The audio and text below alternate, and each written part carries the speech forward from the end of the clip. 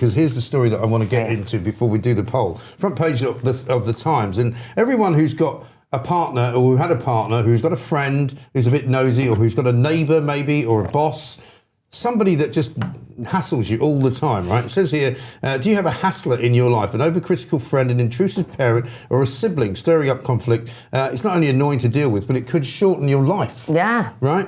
Everybody knows someone who's annoying, right?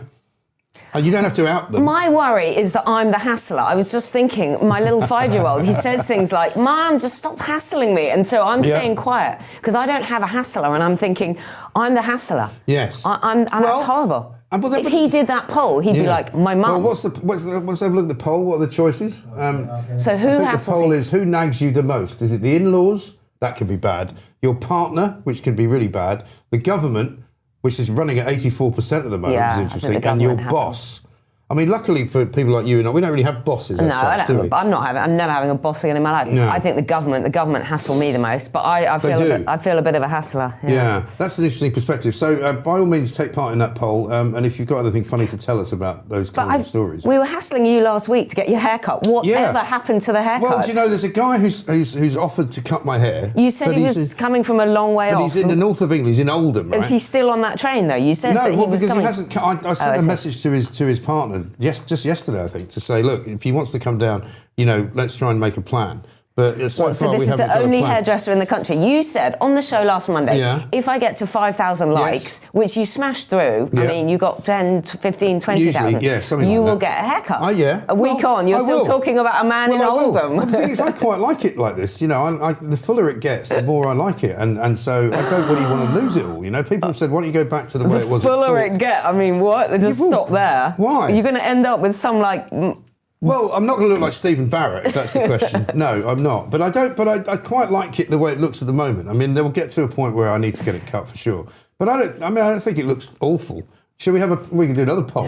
Cut it immediately. Also, the idea was that somebody would cut it actually in the studio. Yeah. So that's not so easy to arrange. That's also unhygienic. Look, I'm just being a hassler. You're saying it's unhygienic. It's unhygienic. So we need a health and safety run through. It's unhygienic. It's not unhygienic. There's two men in a studio, probably cutting their hair, cutting their toenails. To be honest, the thing is, I don't cut my toenails in the studio. Shaving their beards, sure. I don't know what. There's a thing, the floor, the covering on the floor, shall we say, the rugs, are quite hairy, aren't they? They are. John says he thinks the hair looks good. Thank you, John. Not quite sure how to take that. But the thing is, it might be difficult to hoover it all up if we cut it in here, Yeah, but you can put paper down, can't you? No, she's not keen. This is so unhygienic. Honestly, you've got a thick, ruggy carpet. Yeah. You're going to cut your hair. Thick, ruggy hair. Anyway. Yeah, so, listen, we'll do our best. We'll try and come to some kind of arrangement, but we don't know what it's going to be. We've got the poll up there, as we said. If you're nagging somebody, you might want to stop doing it. We're worried slightly that we might be naggies rather than naggers. Emma thinks she might be I'm worried I'm a nagger. But who nags you the most? Here it is. The in-laws, only 1%. I'm amazed at that. Your partner, only 13%. Your boss is pretty low down as well at 2%. And the government coming up as the biggest naggers of all, 84%. I wonder if that's going to stay the same. But they do. They nag you about everything. Yeah. They're always sending you bills for this, that and the other. They're always telling you what you can and can't do. Yeah. You have no choice. At least with your partner, well, you do have a choice. With your in-laws, I suppose you don't have a choice. In-laws, difficult. Your boss, you have a choice. Yeah. But the government, we have no choice. No. I mean, a few people voted them in on that fateful day. Won't leave. And they won't leave. Go. And we are stuck with them. I know. I've got one piece of good news from the weekend, right? Because one of the things that happened to me, in addition to all the other things... And I want an update on that restaurant in Borough. Which one? The one that was charging you. Oh, yeah. No, I can give you an update on that. Yeah, because I rang them. Yes. And they were great, because I got hold of this guy and I said, can I speak to the manager, please? And I got this French guy who's one of the managers. And I said, OK.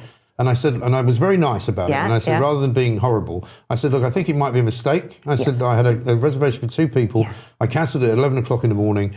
And I've been charged 50 quid. And he immediately said, I'm really sorry. Oh, brilliant.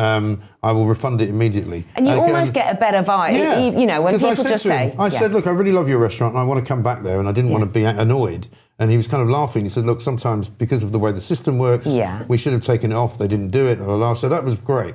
That was last week. This week, I was fined by the Transport for London maniacs, for making a right turn illegally on a road which actually had a sign which said that I was allowed to do it temporarily. So I appealed it and I won. Brilliant. And it says, thank you for your representation regarding the above detailed penalty charge notice. We are pleased to inform you that following a review of the issue of the PCN, together with the circumstances and points raised, the representation has been accepted and we have cancelled the PCN. That's really good. So I've saved about 75 quid there. That's really, really good. I don't mind it when people mess up, as long as they say, OK, I mean, it's still a hassle because you still have to appeal it. Yeah. I know, that stuff never happened. Yeah. But when they, set things right, you sort of think, OK, good, something is working. Yeah. Did you ever get your money back on the Rotherhithe Tunnel? About 2 years ago on your show, on your other show, we were talking about this and you'd been charged to go into the tunnel or something like that. Yes. And that was another one of those I can't remember. annoying things. I mean, the trouble is driving a car, I mean, you're lucky in a way that you cycle. Driving a car around London, you just know that you're going to get a penalty for something, whether it's going into a bus lane with one tyre or making a right turn or going through a red light. Yeah, exactly. You know what I mean? Because they put lights everywhere now. And they can do 20 and then suddenly it's 30 and then you go up to 30 and suddenly it's 20 again. And so absolutely incredible. It's very, very difficult. Ridiculous. Somebody's now done me up. Charlotte's done me up with Anne Widdecombe's hair. I don't think that's as good, to be honest. I look like Michael Fabricant. Yeah, you do. That's not a good look, is it? It's funny. No, get rid of that, please, and destroy it. I never want to see that again. And finally, final question for you. There's a story on the front page of the Times today which says that if you've got somebody in your life that nags you, it might actually shorten your life. So we've got a poll currently going out there in which we're asking people who nags them the most. And amazingly, it's not the in-laws, it's not even your partner, it's the government, apparently. 82% of people say that the government actually nags us the most. I think they might be right. Yeah, there you go. So, look, we could have a great new policy here, Mike, couldn't we? We don't need to spend more on the NHS to increase life expectancy. We just need Rachel Reeves, Keir Starmer and others to stop berating us as much. It's exactly right. Absolutely. I mean, it's great news, this. It's great. You could use it on your partner as well. I will certainly be telling the missus later whenever she asks me to do anything that it's a risk to my health. Yeah, people suggesting I should take the fins out or whatever. It's now official. You can lie about on the couch and not have to do anything.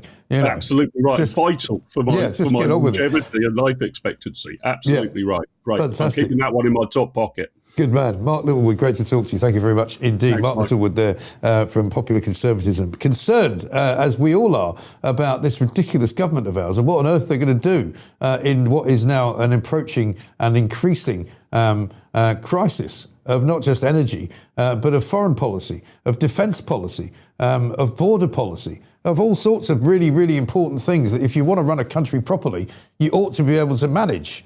But of course, no, they can't manage anything. Anne Widdecombe's going to join us shortly. Dr. Gavin Ashenden coming up a little bit later on as well. And also Kelly J. Keane.